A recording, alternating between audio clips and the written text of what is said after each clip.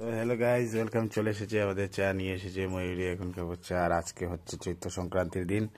তো আজকে চা দিয়ে শুরু হওয়ার পর আজকে কী কী রান্না হয় সেটাও দেখতে পারবে ভিডিওর মধ্যে, ঠিক আছে? আজকে রান্নার দায়িত্ব তো তোমার উপরে, ঠিক আছে না? তাহলে তোমার কি চা খাওয়া হয়েছে? আচ্ছা, ঠিক আছে। তাহলে আমি এদিকে চলছে সবজি কাটা।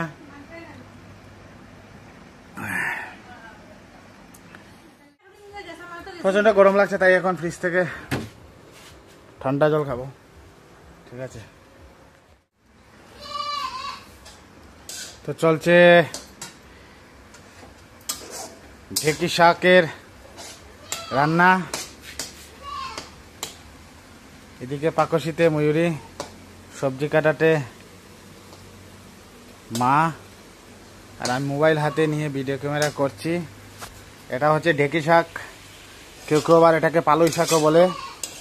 গ্রাম বাংলায় অনেক নাম থাকে, তো আমরা সেটা ঢেঁকি শাক বলে থাকি।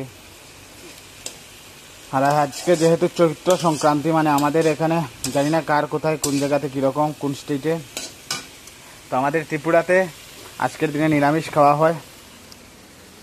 এবং আট ধরনের বিভিন্ন কোয়ালিটির সবজি থাকে, যেখানে সেটাকে কেউ মিক্স বলে, আমরা এটা সবজি বলি বা ঘেট বলি। আর থাকবে নিরামিষ একটা ডাল। তো দেখতে থাকো।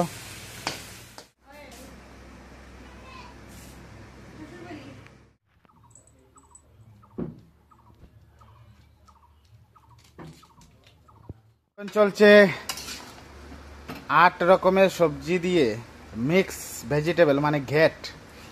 আমাদের সিলেটি ভাষায় আমরা এটাকে ঘেট বলি। তো আজকে খাইমু ডাইল আর ঢেঁকি শাক আর গেট দিয়া ভাত,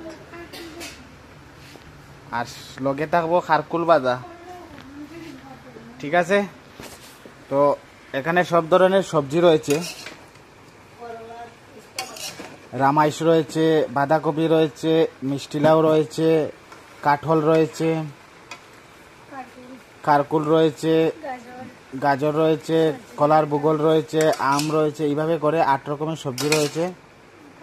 এটা আজকের দিন থেকে শুরু হবে, মানে এটা অ্যাকচুয়ালি এই দিনে সবজি খাওয়া অনেক দরকার। কারণ নতুন বছরে নতুন সবজিগুলো খেলে শরীরে প্রচুর ভিটামিন হবে। তার জন্য আমাদের এই হয়তোবা এটা চিরাচরিত প্রথা পূর্বপুরুষরা শুরু করেছেন, যার কারণে আমরা এখন সেটাকে পালন করে চলে আসছি। তো রান্নাটা শেষ হওয়ার পর স্নানটার করে আমরা খেতে পারবো। তো হয়তো আজকের ভিডিও এই পর্যন্ত থাকবে, পরের ভিডিওতে দেখা হবে। এবং আজকে যেহেতু চৈত্র সংক্রান্তি, তো সেই দিনে কি বলে চড়ক মেলা হয়, তো সেটা অবশ্যই ভিডিওর মাধ্যমে দেখানোর চেষ্টা করব। আর এটা হচ্ছে গিয়ে আমাদের আজকের যে মেনু, সিম্পল মেনু। এবং খেতে টেস্টি কীরকম হয় সেটা তো হচ্ছে পরের বিষয়। এবং সবার বাড়িতে আজকে হবে, অবশ্যই সবাই ভালো করে রান্না করে খাওয়াবেন এবং বাড়িতে টাইম স্পেন্ড করবেন, ঠিক আছে? তাহলে আজকের ভিডিও এই পর্যন্তই।